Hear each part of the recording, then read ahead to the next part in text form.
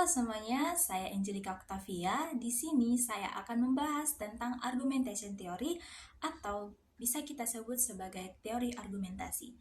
Sebelum itu, perlu kita ketahui komunikasi sangatlah penting bagi manusia.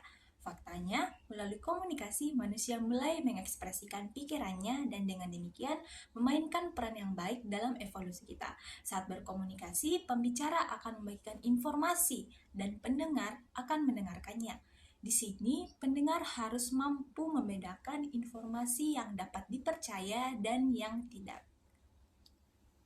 Komunikasi disempurnakan dengan penalaran yang tepat dan juga kesimpulan yang benar didukung oleh argumen yang adil, sehingga pembicara dapat meyakinkan pendengarnya dan pendengar dapat memperoleh informasi yang dapat dipercaya. Dengan demikian, komunikasi berhasil. Secara umum, argumentasi merupakan keterampilan komunikasi yang penting dalam berbagai konteks seperti debat, penulisan ilmiah, presentasi, serta dalam berdiskusi sehari-hari.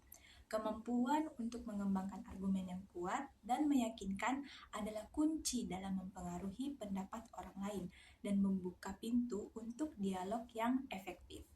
Teori argumentasi pertama kali diusulkan oleh Stephen Edelson Tolmin pada tahun 1958. Argumentasi adalah suatu cara mengemukakan pendapat dengan memotivasi untuk mempengaruhi atau mengubah pendapat atau sikap orang lain.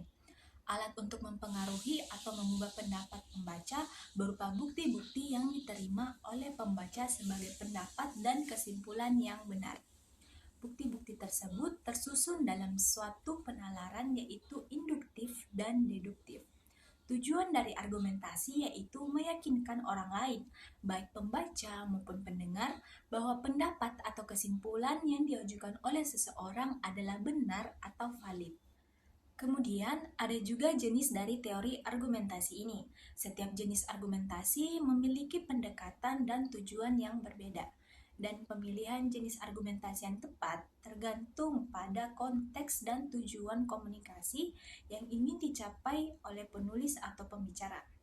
Yang pertama, ada argumentasi logis. Argumentasi logis didasarkan pada fakta-fakta dan data yang dapat diverifikasi.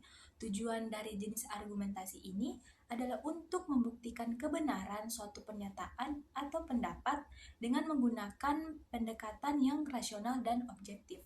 Argumentasi logis cenderung mengandalkan bukti empiris dan logika yang kuat.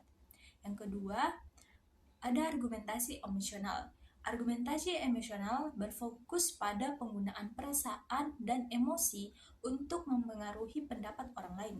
Tujuannya adalah untuk memanipulasi emosi audiens dengan harapan bahwa mereka akan merasa terhubung secara emosional dengan argumen tersebut. Argumentasi ini mungkin tidak selalu didasarkan pada fakta dan logika yang kuat, tetapi lebih pada upaya untuk membangkitkan reaksi emosional. Lalu yang ketiga, argumentasi etis.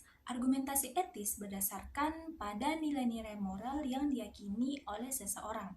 Penulis atau pembicara menggunakan prinsip-prinsip moral atau etika untuk mempengaruhi pendapat orang lain.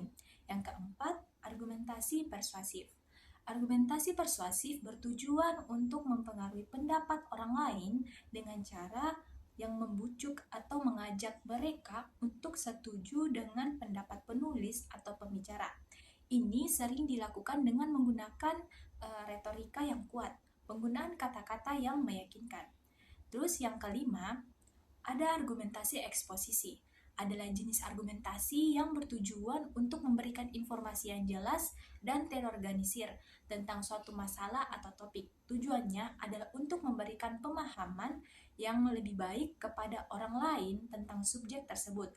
Argumentasi eksposisi seringkali digunakan dalam penulisan ilmiah atau pendidikan. Lalu selanjutnya di sini ada video terkait teori argumentasi berikut ini. Ketika mendengar kata argumen, mungkin terbayang dua pihak yang sedang cekcok atau adu mulut. Padahal argumen berbeda dengan adu mulut. Dalam adu mulut, satu pihak percaya suatu hal, dan pihak lain percaya hal yang berbeda. Sesungguhnya, argumen adalah serangkaian kalimat yang bersifat persuasif atau bertujuan mengubah pandangan orang terhadap suatu hal. Misalnya, mengubah pandangan dari tidak setuju menjadi setuju, dari pilihan A menjadi pilihan B, atau dari tidak yakin menjadi yakin. Lalu ada contoh kasus berikut. Rika berkata, menurut saya, solusi radikalisme adalah memperkuat pengawasan aparat terhadap masyarakat. Kemudian, Budi menanggapi, saya tidak setuju. Menurut saya, solusi radikalisme adalah peningkatan kualitas pendidikan. Perbedaan pendapat antara Budi dan Rika tadi adalah adu mulut, karena keduanya tidak menyampaikan alasan di balik opini masing-masing. Akan tetapi, jika Budi menambahkan satu kalimat sederhana sehingga pernyataannya menjadi solusi radikalisme adalah peningkatan kualitas pendidikan. Karena banyak kelompok radikal merekrut mereka yang berpendidikan rendah, maka pendapatnya dapat dikategorikan sebagai argumen. Kita bisa setuju atau tidak setuju dengan kalimat tersebut, namun itu adalah suatu contoh argumen. Jadi, itulah video tadi mengenai contoh dari teori argumentasi. Kemudian, ada juga beberapa jurnal yang menggunakan teori argumentasi ini. Salah satunya yaitu jurnal yang ditulis oleh Ahmad Irfan dan Seto Atmoko yang merupakan mahasiswa Fakultas Matematika dan Ilmu Pengetahuan Alam dari Universitas Negeri Surabaya. Jurnal tersebut berjudul Analisis Kemampuan Argumentasi Ilmiah Siswa Berbasis Pola Tolmins Argument Pattern menggunakan model Argument Driven Inquiry dan diskusi pada pembelajaran fisika SMA. Lalu ada juga jurnal yang ditulis oleh Agus Budiono, Dadi Rusdiana, dan Ida Kolida yang berjudul Pembelajaran Argumen Based Science Inquiry pada Fisika. Jadi itulah pembahasan terkait argumentation theory atau teori argumentasi. Saya Angelika Octavia, terima kasih dan sampai jumpa.